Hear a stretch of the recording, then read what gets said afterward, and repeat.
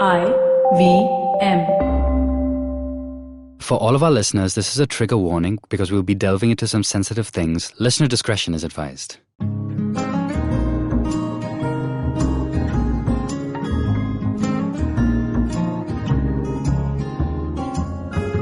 Hey guys, welcome to Marbles Lost and Found. I'm Zain. I'm Avanti. And today we'll be delving into a fairly sensitive topic, grief and loss, something that all of us inevitably will face with at some point in our lives. And today, someone who's joining us, very special guest because she's actually the producer of the show at IVM Podcasts. Hello, Jaanam. Hi, Zain. Hi. Hi, Avanti. Hi. Thank you so much for having me on the show.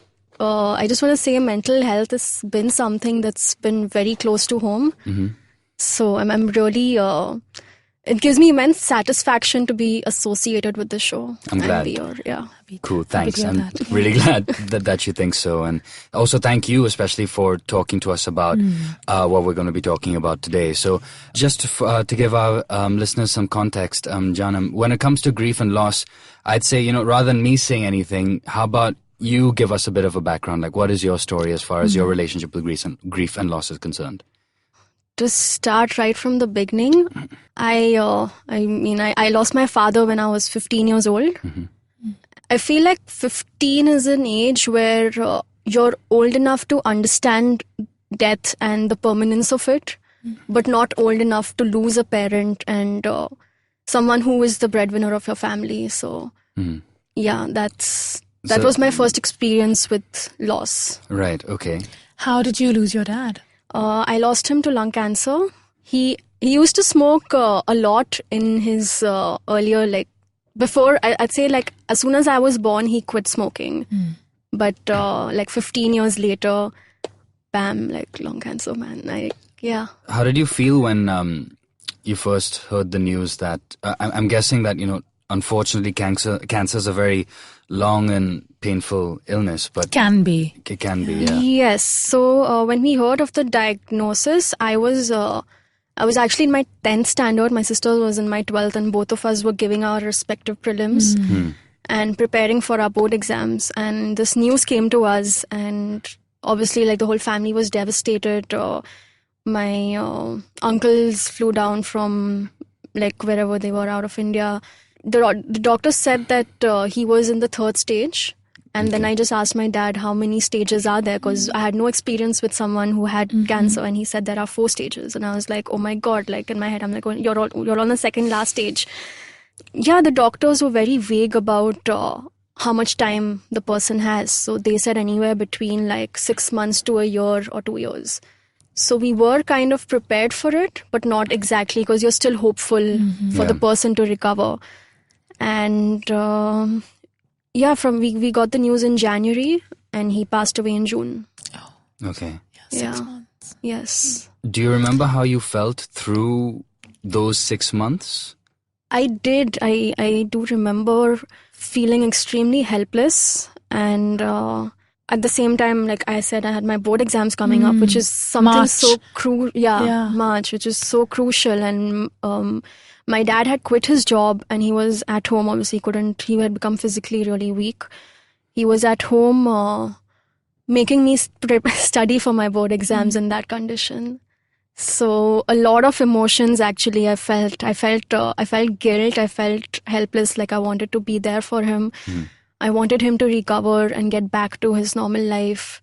Like with every month, his health kept deteriorating. He kept coughing out a lot of blood. He lost immense amounts of weight. And he underwent chemotherapy. So usually when you go through chemotherapy, you lose all your hair. But my dad didn't. And we thought that's a good sign. But actually it wasn't, because the combinations of medicines that they used on my dad wasn't working. So at the time when he did pass, do you remember what the series of events was like at that particular point in time and how you felt, but at the same time what needed to be done when it actually happened? So when I received the news, this was around like roughly 10 in the night. I was alone at home. My dad was admitted in Nanavati, and my mom, my sister, my dad's brother, the whole family was there, like staying with him mostly. And one night, like I think my dad was in the hospital for a couple of weeks, and my mom had completely left the house and she was staying with him throughout. And then she came home that night and I was very confused. I was like, why has my mom come back home? And they just just shook their head, and I understood what they were trying to say. And it was just hard to believe, like, how can a person just not be there anymore? How can someone you've lived with all your life, someone, obviously your immediate family member, how can they suddenly not exist? So it was extremely difficult to process. I remember that night, none of us slept. Yeah, then like the whole ritual started. Like you have the funeral, you have the 4th day, the 13th day, and all of that. And like family members from all over the world were like flying down, giving their condolences. And yeah, we were mostly just caught up in that and just accepting family members' condolences. Right. And that, I mean, sorry, while you were speaking, I had to keep like grounding myself because it's triggering for me to hear you speak, because I think it brings up a lot of like fear for myself that, that this is something that I'll probably have to go through in my own family, and past my own experience with grief in the past, because I lost my boyfriend when we were nearly 18. Yes. And so I'm also taking myself through those moments when I found out, and then those next few weeks of ritual, which I think are so important. Like they keep the family kind of busy. They keep you just like, going. Yeah. And then 2 weeks later is when it sort of hits you. Yes. Right. So is that what you both feel is like a sort of blessing in disguise with, when the unfortunate event does happen, you have this time, like say this 2-week period of all these things that you need to get done and organize things and speaking with people and whatnot. That's a sort of welcome distraction from the reality of it all at the time? I would say it is, because it's kind of, if that wasn't there, the void would be too painful. The void would be too deep. Yeah, like you would have to process all of that too immediately. Yeah. Right. And it's honestly too much to take in. Yeah. I actually wanted to ask both of you this question, but I'll start with you, Jaanam.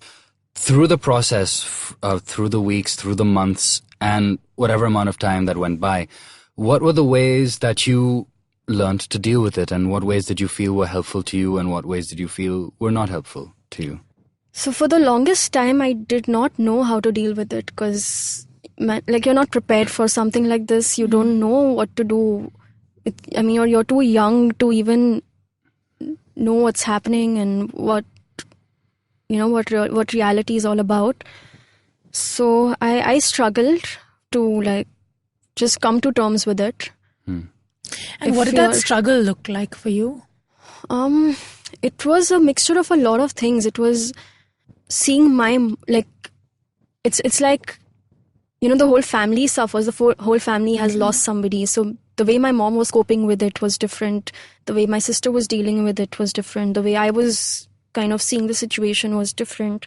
And honestly, my mom has had it really hard. I was more concerned about her than us at that point, because I had gone off to college. My sister was also studying, and we had our respective lives. My mom has been a homemaker, so she was at home. She didn't have many friends, so she went through like a long phase of clinical depression, I would say, and she even went and saw a psychiatrist and was on medication. So seeing that was quite painful for a child to see their parent. Sure. Yeah. What was the struggle like for you though, Avanti? So it was a completely different situation, because it wasn't a parent. Sure. But it was, weird, because I think the way you grieve about someone you lose sometimes reflects your relationship with that person and what it was like while they were alive between you and them, and how what you thought about how they were living. And when Arun died, I remember immediately thinking like, oh my God, he's only 17, he's nearly 18, but he's lived such a full life, and he was such a cheerful go-getter. And I was immediately sort of rationalizing it in my mind. And I leaned a lot on our friend. We had a very tight group of friends. All of us leaned in together and were there for each other. Every night we'd go and spend the night at Arun's house with his parents. And I think in many ways they needed us as much as we needed them. And we really kept his memory alive, like from day one onwards. It was always sharing stories about Arun and, like reading all his like things he'd written, going through his computer, all his pictures he'd taken. So there was a lot there to keep us connected right from the beginning. And we did a lot of esoteric things as well. Like we went and saw like a medium who like was communicating to us with Arun, but we really needed that stuff. Like at that point, it felt so necessary. It felt so, we were hooked like into the idea that he was still around and his presence was still there. And I don't know, what was that? Did you experience any of that? Or I did, in weird ways. Like it's hard to explain in what ways I did experience that. But this actually kind of brings me to the 5 stages of grief. For the longest time, for almost 11 years, I was stuck in a loop dealing with the first 4 stages of grief. The acceptance part, which is the final stage, was not happening for me. And so just so our listeners know, the first 4 stages were denial, anger. Shock, denial, anger. Bargaining. And depression. Oh, yeah, and depression. Okay, so wait, 5.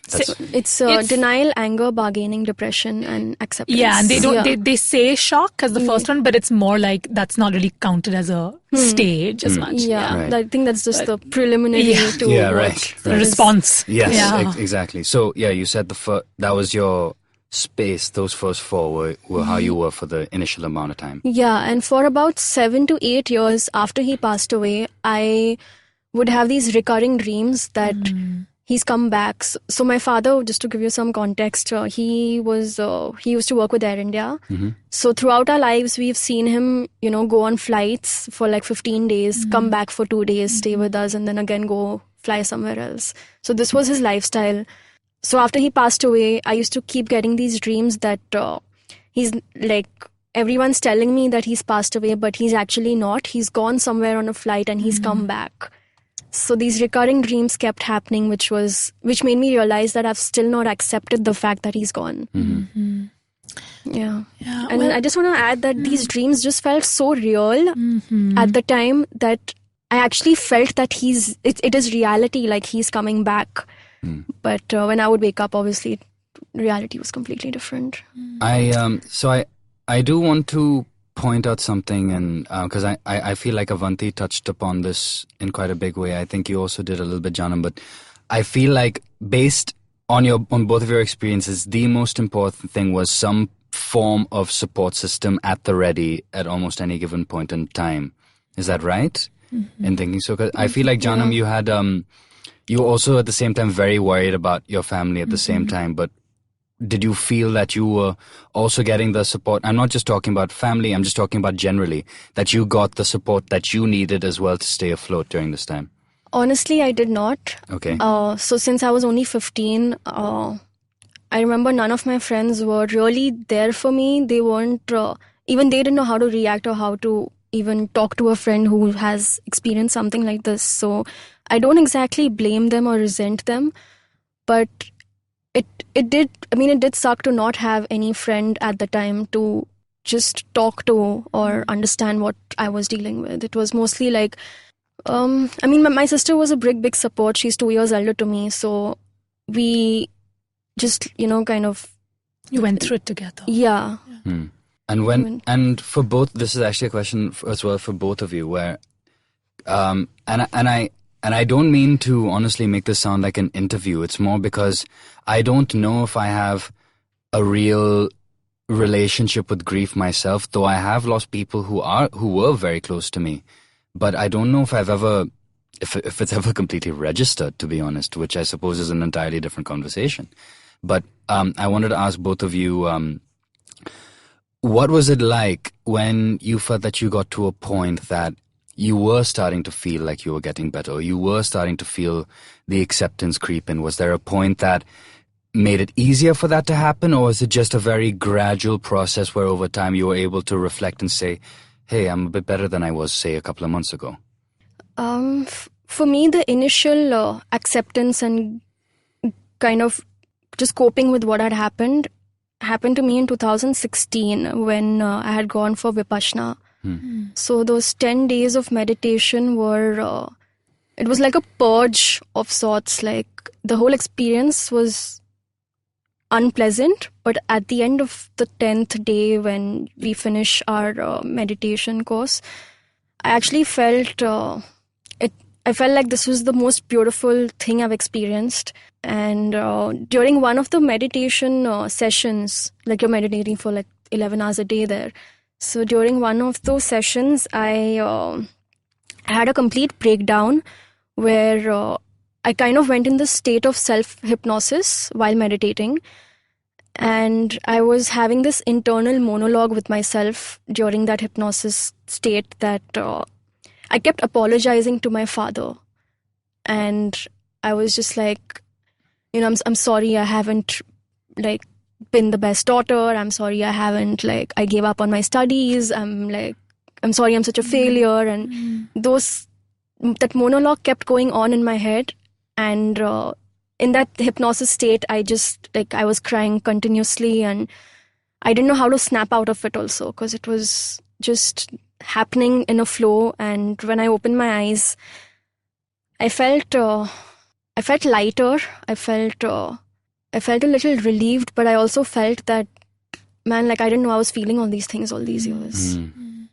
That's really powerful. Yeah. And I think that's what I was also gonna, I meant to also touch upon when I said that sometimes your, the way you grieve reflects your relationship with the person who died. And I guess I was lucky in many ways. I mean, this sounds so awful, but what I mean is he was my boyfriend, he was my best friend, and we were young, and there were these very light-hearted feelings between us. And it wasn't like a parent and a child, for example, where there are more complex feelings involved. There's, like you said, afterwards there was some guilt and helplessness and shame for, not having lived up to maybe what you thought your dad wanted for you. Yeah. And that's something I think we always think about grief as just sadness, but it's so much more complicated than that. There's anger, there's frustration, there's helplessness, there's blame, there's pissed offness with the person who died. Because I know Arun died because he didn't wear a helmet. Oh. And I was just like, are you kidding me? Just wear your fucking helmet. You, yeah. But and I think that's, I mean, I don't know how to say it. It's just that there are so many feelings. It's interesting that you mentioned the anger at the person, because there's someone I know who a while ago was diagnosed with cancer. Touch wood, she was able to make it out of it. But she has a daughter, and her daughter was very young when her mom was diagnosed. And the thing is, her daughter being young didn't really, of course, and by young I mean she must have been maybe 6 or 7 when she had found out that her mom was diagnosed with cancer. So at that age, you don't really understand what that means. You do not understand that your mother is just going to leave and not come back. Right. And I think she did go to a child psychiatrist, because so what she was doing as some way of expression is that she sketches a lot, she draws a lot, and from what I remember hearing is that a lot of the drawings that she did kind of showed her mom away from the rest of the family and things like that. And she wasn't really talking to her mom at all because she was angry of, how could you possibly leave me? That was the expression that was coming out. It wasn't sadness. It was more of how dare you do this, or how could you do this? So it's a very different, myriad of emotions that can come out. And Jaanam, when you went through, so after Vipassana and a part of you felt purged, as you felt a little lighter and a little surprised that you even had all those feelings. Yeah. Was there a way that after that you were able to find some kind of enduring ritual of connection with your dad that, now you talk to him once in a while, or you have a picture of him or whatever? I don't know what your ritual is, because I mean, from what I understand, that's quite helpful to a lot of people. And it's helped me with Arun, I know, with music. that he and I shared. I talk to him sometimes in the car, and we have some banter in my head. And I find that really, and I'm still in touch, very, very close contact with his parents. And I feel very much part of that, his life, their life. Mm-hmm. But did you? This is actually a good question. I've kind of experienced that connection, but I've also chosen to disconnect in a lot of ways. Because obviously, one of the things is it's been really painful to just deal with it. You were talking about the resentment towards the person. So it's not just the anger that, if you wore a helmet, you could have saved yourself. That aspect is true. But also during the course of when he was alive, he made it very obvious that he was more fond of my sister than he was of me. My sister was the first child, so he had that connection with her. And after he passed away, I was still processing those feelings. And when he knew that he was gonna, when he knew he was diagnosed with cancer and didn't have much time, he had announced in the family that I want my daughter, like my sister, to light the fire of what is it called? The pyre. Yes. Yeah. And yeah, like such things made me, like as a younger sibling, I did have those, those weird dynamics that it's just unresolved issues because, this person is no longer there. But clearly my sister was the favorite. And I kind of like, I don't know if I still do, but that resentment has been there. So there is a picture of him in the hall. I look at it every day almost. And I don't know what I say to it.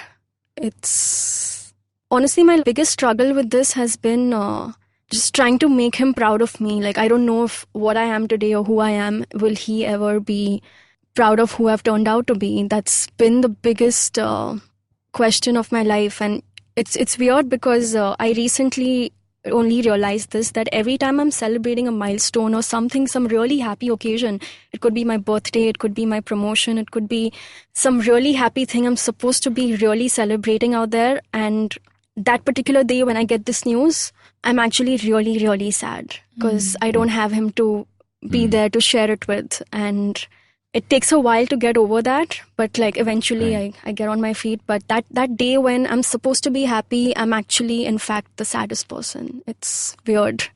I remember seeing this graphical representation of what dealing with grief is probably like. It was something I saw on Facebook actually, like maybe even a week ago, where a person was like, so imagine a massive ball in a room that just keeps on bouncing. Okay, and then there's a button on one of the walls. But now when the grief is so intense and it's so recent, that ball is huge, which means it keeps on and that button is what instills all those feelings in you, like the anger, the resentment, the sadness, all of that. But as time goes by, the size of that ball gets smaller. But the intensity when you push that button never changes. It just gets pushed a little less, but when it does get pushed, you still feel that plethora of emotion. I mean, I don't know how true that is in both of your cases, but I felt that there must be something to that as well. That is quite accurate, I would say. Okay. Yeah, in my experience, because I remember when it was his 10th death anniversary, I was, it was on the 6th of June, and... Oh my God. That was when Arun died as well. Wow. Okay. I'm getting goosebumps right now. But, wow. Okay. Wow, Avanti, you've turned red. Wow. Yeah. Wow. So, man, I'm so sorry about that. No, but, so yeah, 6th of June is his death anniversary. And from the 2nd to the 9th, I was in Himachal with some of my friends. And this date came in between the trip. I didn't give it much thought. I don't know how I would feel around that time, but I had a really, really bad panic attack and I broke down and I was shaking uncontrollably and I couldn't breathe. And I don't know why I was feeling that way. And I was like, man, like 10 years have passed and I'm still not over this. Like, when will I ever be? So yeah, I mean, that time, it's like 10 years is a lot of time to get over something like this, but... you don't ever get over it. Yeah, right? That's what I realized. You get better in handling it, but the pain and the emotions don't really go away. Just learning how to live with them or manage them whenever they do come up more than anything. Yeah. I feel at this point I should say to both of you, thank you so much for sharing with us. I mean, unfortunately I didn't have much to contribute of my own experience in this context, but I feel like if nothing else, it gives anyone who's tuning in an idea of, this sense of possible isolation you might have at the beginning of it, or this confusion that might come with it and everything, is at least quite universal. And it sounds that you guys have at least done the best that you can do to get to the points where you are today. So thank you a lot for talking about this to both of you. And thank you, everyone who's been listening to this particular episode of Marbles Lost and Found. I'm Zain. I'm Avanti. And we'll speak to you next time. Take care. If you enjoyed this episode, you should also check out these other podcast episodes on the IVM network. On Mr. and Mrs. Binge Watch, Janice and Anirudh talk about The Great Hack, The Loudest Voice, and The Final Year, stories that have starred Donald Trump. On the Geek Fruit podcast, Jishnu and Dinkar break down and give their take on the brand new TV series, The Boys. On Marbles Lost and Found, Zain and Avanti talk to former IVM staffer Jaanam Dewan about grief and loss. On Keeping It Queer, Naveen and Farhad talk to drag queen Sushant Devgikar about his journey of representing one's community and why is it important. On Simplified, Chuck and Sriket talk to crossword setter for the Hindu Tony Sebastian about crossword puzzles and what goes into setting them. Thanks for joining us. We shall see you very soon. This is the amazing story of something awesome. Once Chuck decided to start a podcast, and so he did. The end. Okay, that was a crappy story. But I've got some really cool stories over at my new show, The Origin of Things. On this podcast, I look at the stories of how brands came into being and sometimes evolved out of quite unexpected circumstances. And to make it really fun, I reveal the name of the brand and sometimes a category only at the very end. The show is 5 to 7 minutes per episode and perfect for trivia junkies and brand nerds, especially those with short attention spans. New episodes out every Wednesday on IVM Podcasts app or website, or any podcast app or site that you happen to prefer. End of story, they lived happily ever after.